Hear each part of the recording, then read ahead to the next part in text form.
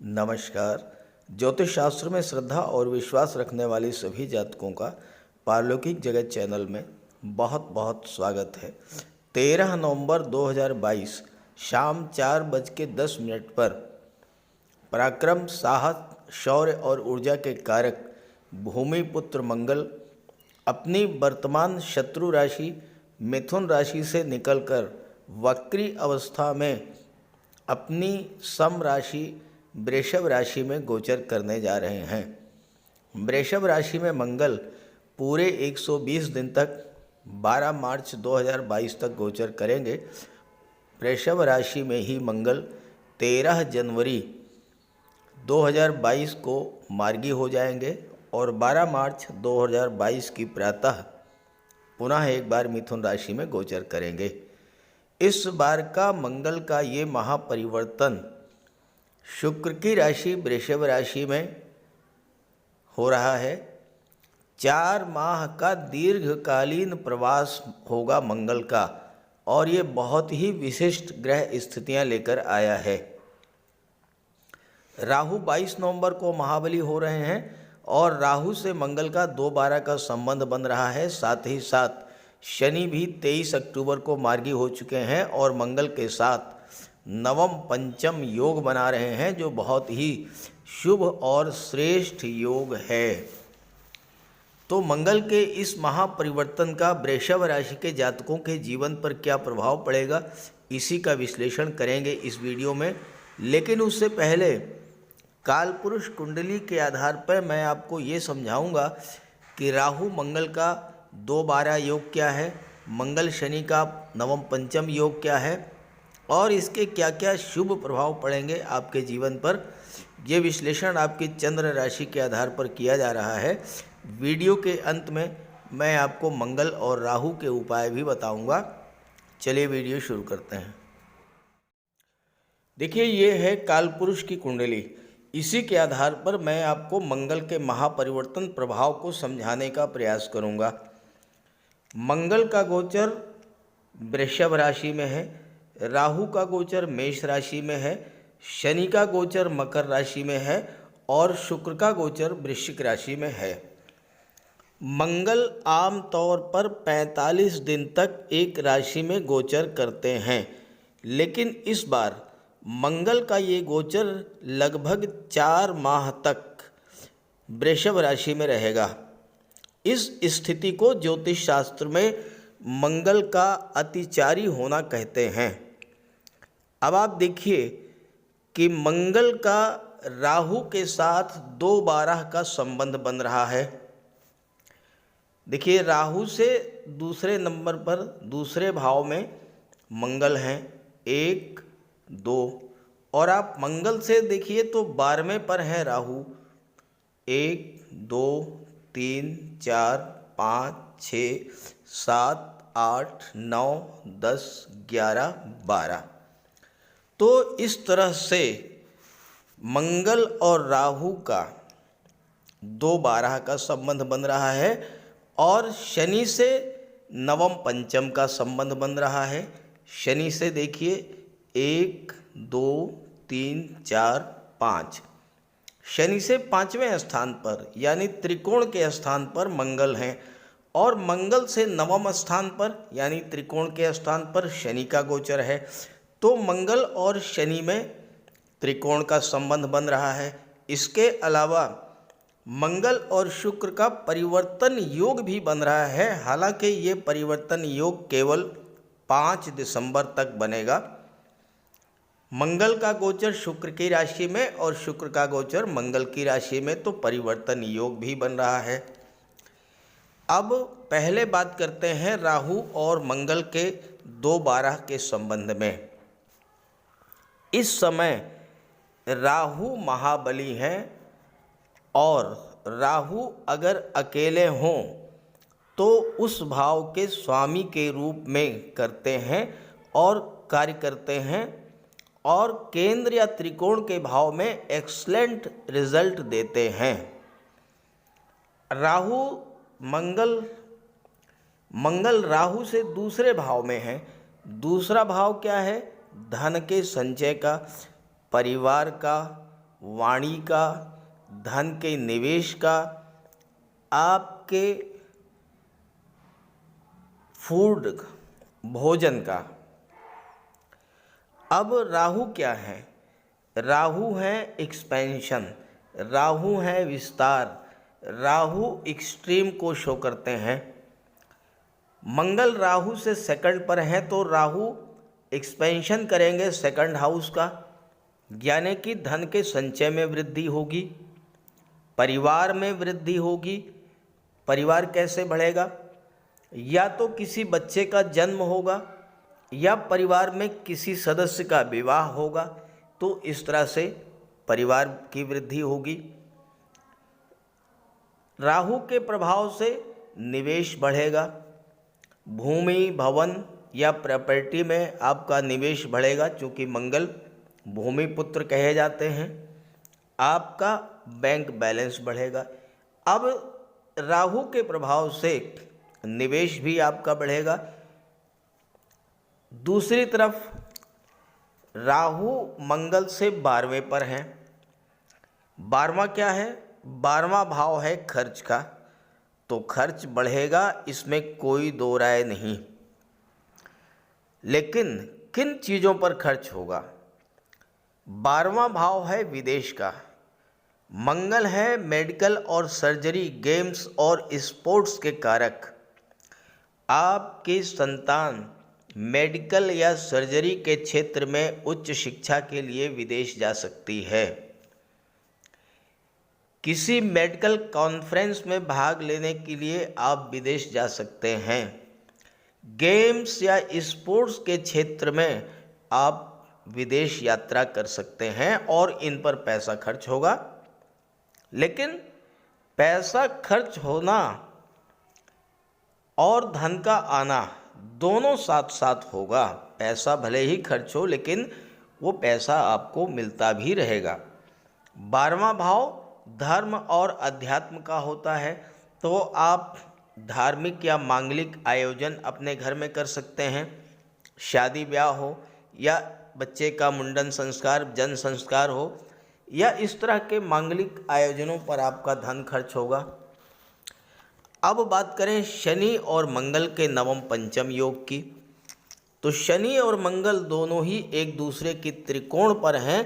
जब कोई भाव और उसमें स्थित ग्रह किसी दूसरे ग्रह के त्रिकोण में होते हैं तो वो भाव, वो ग्रह एक्टिवेट हो जाता है। शनि से मंगल त्रिकोण पर हैं तो शनि मंगल को और सेकंड हाउस को एक्टिवेट कर देंगे। अब मंगल क्या है? शौर्य, पराक्रम, ऊर्जा के कारक। शनि है परिश्रम के, टाइम की पंक्चुअलिटी और न्याय के कारक।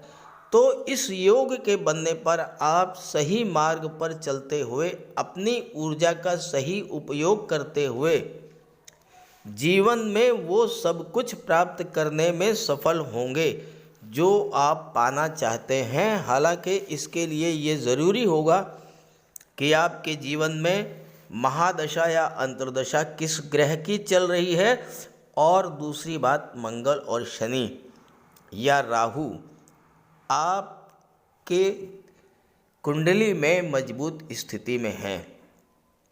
दूसरी बात, मंगल हैं जल्दबाजी के कारक, क्रोध के कारक, क्विक डिसीजन के कारक।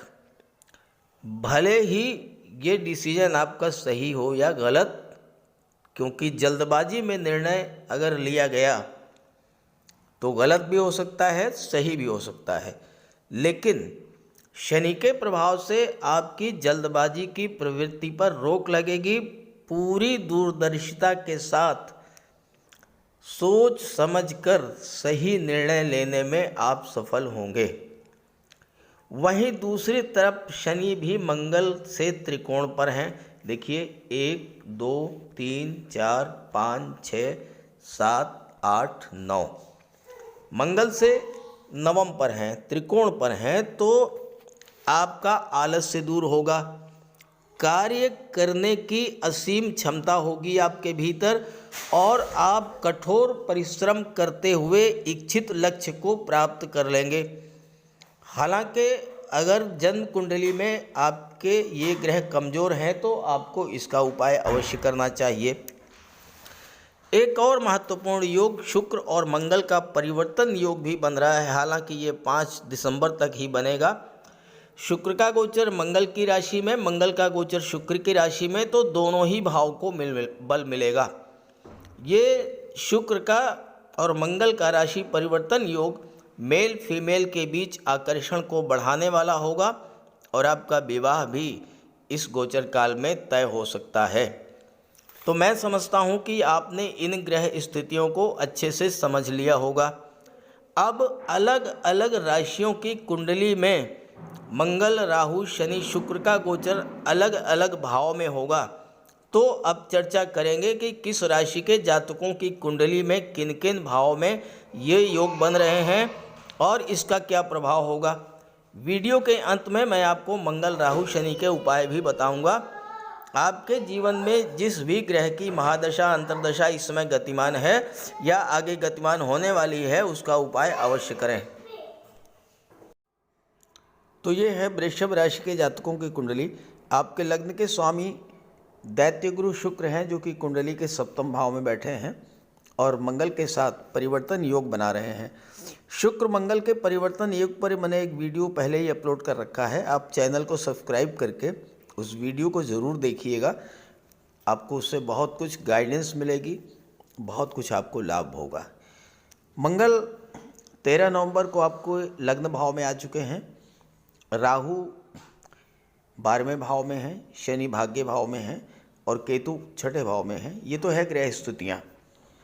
अब जैसा कि मैं अपने हर वीडियो में बताता हूँ कि पिछला माह आपके साथ कैसा गुजरा होगा, ताकि आप पास्ट को, प्रेजेंट को और फ्यूचर को, तीनों को इंटरकनेक्ट करके ग्रहों के प्रभाव को समझ सकें, ग्रहों का उपाय कर सकें और आपके जीवन में जो परेशानियां आ रही हैं या आने वाली हैं उससे आपको राहत मिल सके।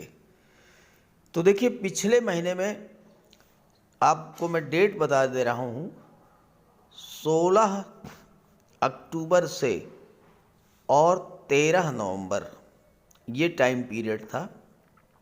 इस टाइम पीरियड में मंगल का गोचर मिथुन राशि में था और मंगल कुंडली के दूसरे भाव में, वाणी के भाव में, धन के भाव में, परिवार के भाव में गोचर कर रहे थे। मंगल शत्रु राशि में गोचर कर रहे थे, इसलिए पीड़ित हुए। दूसरी बात, शनि और मंगल से षडाष्टक योग बन रहा था। देखिए, षडाष्टक योग ज्योतिष शास्त्र में सबसे खराब योग माना जाता है।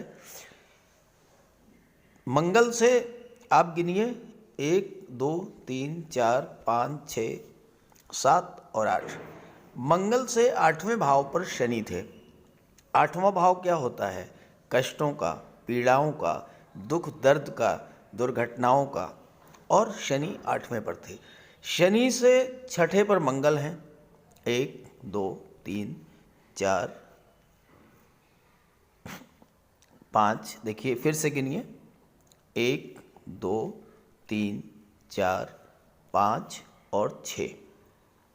शनि से 6ठे पर मंगल, मंगल से 8वें पर शनि और शनि से 6ठे पर मंगल, तो षडाष्टक योग बन गया। षडाष्टक योग, 6ठा भाव क्या होता है? रोग, ऋण, शत्रु, विघ्न, बाधाएं। तो ये योग जो होता है हर तरह से कष्टकारी होता है। इस योग के बनने से मंगल पीड़ित हुए। मंगल जब पीड़ित होते हैं तो व्यक्ति को कमज़ोर बना देते हैं, कार्यों को बिगाड़ देते हैं। जब व्यक्ति अपने आप को कमज़ोर स्थिति में पाता है तो उसे क्रोध बहुत आता है, और मंगल के वाणी के भाव में बैठे हुए हैं तो क्रोध आया होगा। क्रोध में वाणी कटु हो गई होगी और बिला वजह के विवाद हुए होंगे, शत्रुता बढ़ी होगी। आपके साथ भी ये सब कुछ हुआ होगा। मिथुन राशि में गोचर करते हुए मंगल पर केतु की भी दृष्टि पड़ी। अब केतु क्या है? केतु डिटैचमेंट के कारक हैं, अलगाव के कारक हैं, नेगेटिव थॉट्स के कारक हैं। तो मन में निराशा और डिप्रेशन की स्थिति भी आपके मन में आई होगी। केतु नौकरी के भाव में बैठे हुए हैं, छठे भाव में। हो सकता है आपका कोई रिजल्ट आया हो और आपको उसमें सफलता ना मिली हो। किसी कार्य के लिए आप बहुत दिनों से प्रयासरत रहे हों, आपका वो कार्य ना हो पाया हो, तो इससे क्या हुआ, मन में निराशा और डिप्रेशन की स्थिति बनी। अशुभ मंगल संतान के लिए भी कष्टकारी होते हैं और मंगल की दृष्टि, चौथी दृष्टि पंचम भाव पर पड़ी तो गर्भवती माताओं को विशेष परेशानी झेलनी पड़ी होगी। मंगल की सीधी दृष्टि अष्टम भाव पर पड़ रही है। पीड़ित मंगल के कारण हाई ब्लड प्रेशर, नेत्र कष्ट, बड़े भाई से विवाद, गठिया, जॉइंट पेन्स, एक्सीडेंट, चोट चपेट, फोड़े फुंसी, बार बार बुखार आना, और अगर कहीं जन्म कुंडली में मंगल ज़्यादा ही खराब हुए तो गुर्दे में पथरी, ये सब आपके साथ अगर हुआ हो तो कमेंट कीजिएगा। हालांकि सबके साथ ऐसा नहीं हुआ होगा, लेकिन जिनके जीवन में मंगल, शनि या राहु की महादशा या अंतर्दशा गतिमान है, उनके साथ कुछ न कुछ जरूर हुआ होगा। अशुभ मंगल के कारण धन संचय में बाधा आई होगी, प्रॉपर्टी को लेकर विवाद हुआ होगा, आत्मविश्वास में कमी, घबराहट और लगातार सिरदर्द की शिकायत भी बनी रही होगी। शनि का गोचर भले ही भाग्य भाव में है, लेकिन शनि मंगल से षडाष्टक योग बना रहे हैं। देखिए, मंगल दूसरे भाव में थे और यहाँ से अष्टम भाव पर शनि है। मंगल से आठवें स्थान पर, आठवें भाव में शनि है। आठवां भाव होता है पीड़ाओं का, कष्टों का, दुख का, एक्सीडेंट्स का, दुर्घटनाओं का। और शनि जब पीड़ित हुए तो भाग्य ने भी आपका साथ नहीं दिया होगा। भाग्य का साथ न देने से आपके कार्य बनते बनते बिगड़ गए होंगे। पराक्रम पुरुषार्थ में भी कमी आई होगी, क्योंकि शनि की दृष्टि तीसरे भाव पर पड़ी। तो काम में मन न लगना, थकान, आलस्य, कार्य में बाधाएं, कार्यों की गति मंद हो जाना, धनागम में कमी, धन संचय न होना, घुटनों का दर्द, जोड़ों का दर्द, पिंडलियों का दर्द, कमर दर्द, ये सब समस्याएं आपके सामने आई होंगी। और अगर ऐसा हुआ हो तो कमेंट करके ज़रूर बताइएगा। अब आइए बात कर लेते हैं 13 नवंबर से 12 मार्च के बीच क्या क्या सकारात्मक परिवर्तन देखने को मिलेंगे। 13 नवंबर से मंगल का गोचर वृषभ राशि में होगा, लग्न भाव में, और इस समय एक बहुत ही खूबसूरत योग आपकी कुंडली में बन रहा है, और वो है मंगल और शुक्र का परिवर्तन योग। शुक्र मंगल की राशि में, मंगल शुक्र की राशि में, और ये परिवर्तन योग 5 दिसंबर तक बनेगा, और ये समय आपके लिए बहुत ही श्रेष्ठ होगा। देखिए, मंगल है ऊर्जा, जोश, जुनून, पैशन। शुक्र है प्रेम, लव, रोमांस। तो मंगल और शुक्र के परिवर्तन योग बनने पर मेल फीमेल के बीच तीव्र आकर्षण बढ़ेगा, और ऐसे जातक जिनकी कुंडली में मंगल और शुक्र का योग बनता है वो पैशनेट लवर होते हैं, अपने पार्टनर को अत्यंत गहराई से प्यार करते हैं। मंगल और शुक्र का ये जो योग है, ये समर्पण की भावना, एक दूसरे को समझने की भावना और अपनी चाहतों के इजहार की भावना अत्यंत तीव्र हो जाती है। लव रिलेशंस को प्रगाढ़ करने के लिए ये समय अत्यंत श्रेष्ठ है। रूठे हुए को मनाने का श्रेष्ठतम समय है। अपने जीवन साथी, लव पार्टनर या बिजनेस पार्टनर, मित्रों के साथ संबंधों को मधुर बनाने का भी इसका बहुत ही अच्छा समय है। ये योग इतना अधिक प्रभावी होता है कि डाइवोर्स के द्वार पर खड़े जोड़ों को भी इस युति के बनने पर वापस दाम्पत्य जीवन में लाया जा सकता है। साथ ही साथ सही गलत, अच्छे बुरे की पहचान कराने के लिए राहु बैठे हैं 12वें भाव में। राहु आपकी इंट्यूशन पावर को बढ़ा देंगे और आप ये समझने में सक्षम होंगे कि जो आप कर रहे हैं, जिस दिशा में जा रहे हैं, या आपके जो साथ हैं वो आपके लिए अच्छे हैं या आपके लिए ख़राब हैं। सही गलत की पहचान आपको हो जाएगी। धन की दृष्टि से ये योग सर्वोत्कृष्ट है, क्योंकि मंगल है आपका उत्साह, आपकी शक्ति, आपका जोश, क्षमता, ऊर्जा, ललक, और शुक्र हैं धन, वैभव, विवाह और संतान के कारक। शुक्र आपकी इच्छाओं, आपके सपनों को रिप्रेजेंट करते हैं, तो आप अपने सपनों को, अपनी इच्छाओं को इस योग के बनने पर पूरा करेंगे। ये तो स्थिति रहेगी 5/12 के बाद। 5/12 के बाद शुक्र का गोचर अष्टम में आ जाएगा और शुक्र की दृष्टि पड़ेगी धन के भाव पर। तो सेकंड हाउस जो होता है वो धन का होता है, परिवार का होता है, वाणी का होता है। तो आप अपने वाणी के बल पर धन भी अर्जित करेंगे और धन का संचय भी करेंगे। अगर आप महिला हैं तो आप इस गोचर काल में ज्वेलरी, ऑर्नामेंट्स, आभूषण, डिज़ाइनर ड्रेसेस, परफ्यूम्स, कॉस्मेटिक्स, श्रृंगार प्रसाधन, इन सब पर पैसा खर्च करेंगी। एक विशेष बात, जब शुक्र अष्टम में होंगे और शुक्र की दृष्टि दूसरे भाव पर पड़ेगी तो आपके परिवार में वृद्धि हो सकती है। कैसे होगी? या तो किसी का विवाह होगा या फिर आपके घर में संतान का जन्म होगा। और यहाँ पर शुक्र आपको गुप्त धन की भी प्राप्ति करा देंगे। और इसके बाद शुक्र भाग्य भाव में चले जाएंगे शनि के साथ, और शुक्र शनि की युति बनेगी जो कि बहुत ही श्रेष्ठ युति मानी जाती है। तो लगातार शुक्र का गोचर अच्छे ही भाव में होता रहेगा, दशम में, एकादश में, तो शुक्र आपके लिए बहुत अच्छे रहेंगे। अब इसके बाद मंगल और राहु की बात कर लेते हैं।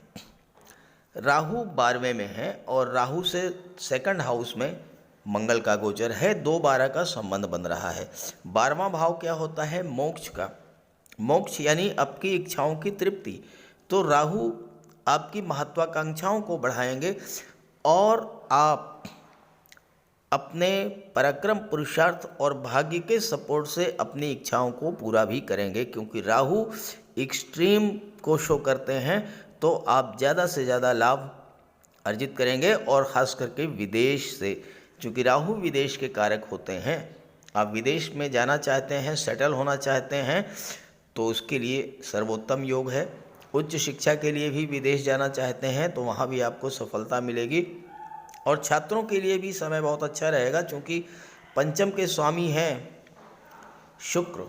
बुध, और 11वें भाव में देवगुरु का गोचर रहेगा 21 अप्रैल तक, और देवगुरु की दृष्टि पंचम पर पड़ेगी। तो छात्रों को सफलता का योग बनेगा, क्योंकि छठे भाव के स्वामी शुक्र हैं और शुक्र लगातार अच्छी स्थिति में हैं, और छठा भाव नौकरी का होता है। तो आपको इस गोचर काल में जॉब भी मिल सकती है। शनि के साथ मंगल का नवम पंचम योग बन रहा है। शनि से 5वें स्थान पर है मंगल, त्रिकोण के स्थान पर हैं। तो जैसा मैंने शुरू में बताया, शनि मंगल को एक्टिवेट करा देंगे, तो आपके पराक्रम, पुरुषार्थ के साथ साथ परिश्रम करने की क्षमता भी बढ़ जाएगी। और मंगल से त्रिकोण पर नवम भाव पर है शनि, तो मंगल शनि को एक्टिवेट करेंगे तो भाग्य का भी साथ आपको मिलेगा। और शनि दशम भाव के स्वामी हैं, आपके कर्म भाव के स्वामी हैं। तो जो जातक मंगल से रिलेटेड हैं, आर्मी, एयरफोर्स, नेवी या फिर पुलिस विभाग, paramilitary forces, medical, surgery, games, sports या फायर रिलेटेड क्षेत्रों में जुड़े हुए हैं, या शनि से संबंधित कार्य करते हैं, रियल एस्टेट, प्रॉपर्टी डीलिंग का कार्य या कंस्ट्रक्शन का कार्य, बिल्डिंग मटेरियल सप्लायर का कार्य, इस तरह का जो कार्य करते हैं, उन सभी जातकों के लिए मंगल और शनि का नवम पंचम योग अत्यंत श्रेष्ठ लाभ देने वाला होगा। मंगल के इस महापरिवर्तन में देवगुरु का भी बहुत बड़ा योगदान होगा, क्योंकि देवगुरु लाभ के भाव में है, तो हर तरह का लाभ प्रदान करेंगे। देवगुरु क्या है? ज्ञान। देवगुरु गाइडेंस, गुरु का काम करते हैं। तो देवगुरु का प्रभाव पर मंगल पड़ने से आपका ज्ञान, बुद्धि, विवेक जागृत होगा। देवगुरु मंगल को गाइड करेंगे, सही दिशा में सही मार्ग बताएंगे, और मंगल की शक्तियों को, क्षमता को सही मोड़ देकर जीवन को सकारात्मक दिशा में ले जाएंगे और इस तरह से आप इस गोचर काल में सफलता अर्जित करेंगे, प्रचुर मात्रा में धन अर्जित करेंगे, हर तरह के लाभ अर्जित करेंगे, संतान की प्राप्ति होगी, विवाह हो सकता है। हालांकि मंगल की चतुर्थ दृष्टि चौथे भाव पर पड़ेगी, थोड़ा बहुत परिवार में खटपट हो सकती है। और चूंकि मंगल की अष्टम दृष्टि आठवें भाव पर पड़ रही है तो एक्सीडेंट, दुर्घटनाओं से आपको विशेष सावधान रहना है। वाहन चलाते समय विशेष सावधानी रखनी है। तो इसके लिए आप मंगल का उपाय ज़रूर करें और राहु का भी उपाय करें। तो चलिए बात करते हैं उपायों पर। मंगल का सबसे बड़ा उपाय है बजरंगबली की उपासना करना। आप बजरंगबली की उपासना कीजिए, बजरंगबली के मंदिर में जाइए, उनके चरणों का सिंदूर अपने मस्तक पर धारण कीजिए, साथ ही साथ हनुमान चालीसा का पाठ कीजिए, बजरंग बाण का पाठ कीजिए। मंगलवार के दिन अगर आप व्रत रख सकें तो मंगलवार का व्रत रखिए। साथ ही साथ हनुमान जी को चोला चढ़ाइए। मंगलवार के दिन स्नान करने के जल में लाल चंदन या लाल पुष्प डालकर स्नान करें। स्नान करने के बाद लाल रंग के वस्त्र धारण करें। अगर नहीं कर सकते हैं लाल रंग के वस्त्र धारण तो कम से कम एक लाल रुमाल अपनी जेब में जरूर रखें। मंगलवार के दिन मंदिर में जाएं, बजरंगबली के लड्डू का भोग लगाएं और गरीबों में बांट दें। घर की दक्षिण पश्चिम दीवार पर उड़ते हुए हनुमान जी का चित्र लगाएं। साथ ही साथ गरीबों में लाल वस्त्र, मसूर, गुड़, लाल चंदन, मिठाई, लड्डू, बताशे, रेवड़ी ये सब बांटिए। मस्तक पर लाल चंदन का टीका लगाएं या हनुमान जी के चरणों का सिंदूर लगाएं। मंगलवार के दिन बंदरों को गुड़ और चना खिलाएं। बहते हुए जल में लाल पुष्प, तिल या गुड़ प्रवाहित करें और जेब में एक तांबे का सिक्का रखें। साथ ही साथ अगर आप मंगल के ये उपाय कर लेते हैं तो राहु भी नियंत्रित हो जाएंगे और शनि भी नियंत्रित हो जाएंगे, क्योंकि बजरंगबली की उपासना करने से राहु, मंगल और शनिदेव तीनों का ही उपाय हो जाता है। इसके अलावा एक चांदी की छोटी सी ठोस गोली चाहे आप जेब में रखें या चेन में पहन लें या ब्रेसलेट में लगा लें। अपने बैग में मोरपंख रखें और घर में भी मोरपंख लगा लें। मेन डोर पर, कार्यस्थल पर भी मोरपंख रखें तो इससे राहु आपको परेशान नहीं कर पाएंगे। तो ये सब उपाय बहुत आसान हैं। सुंदरकांड का पाठ कीजिए, बजरंग बाण का पाठ कीजिए, हनुमान चालीसा का पाठ कीजिए। ऐसा कोई उपाय नहीं है जो आप नहीं कर सकते और आप इन उपायों को कीजिए, फिर देखिए आपको कितना बड़ा लाभ मिलता है। राहु का कोई अशुभ प्रभाव आप पर न पड़े, इसलिए राहु का उपाय जरूर करें। राहु का सबसे बढ़िया उपाय है मोर पंख। देखिए, राहु को सर्प का स्वरूप माना गया है और मोर सर्प को खा जाता है, तो जहाँ पर मोर पंख रहता है वहाँ पर राहु का प्रवेश नहीं होता है। अपने घर के मेन डोर पर, बेडरूम में, ड्राइंग रूम में, स्टडी रूम में एक एक मोर पंख लगा दें। एक मोर पंख अपने तकिए के नीचे रखें। जहाँ पर आप कार्य करते हैं ऑफिस में, वहाँ भी मोर पंख आप रखें और अपने बैग में एक मोर पंख ज़रूर रखें और एक सुरमे की डिबिया, ये दो चीज़ें अपने बैग में हमेशा रखें। और एक छोटी सी चांदी की गोली अपनी जेब में रखें। इससे राहु और बुध दोनों का उपाय हो जाता है। काले कुत्ते को भोजन दें, काली गाय की सेवा करें। इससे राहु, केतु और शनि तीनों ही प्रसन्न होते हैं। कुष्ठ आश्रम में जाकर के या दिव्यांगों को भोजन का दान दें। और एक नारियल शनिवार के दिन अंधेरा होने पर अपने सिर के एंटी क्लॉकवाइज 7 बार घुमा करके नदी में बहा दें।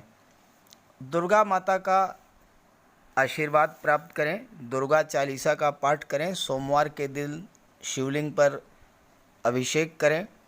सफ़ेद चंदन का टीका लगाएं और एक सफ़ेद चंदन का टुकड़ा अपने पास रखें। घर में कपूर की धूनी दें।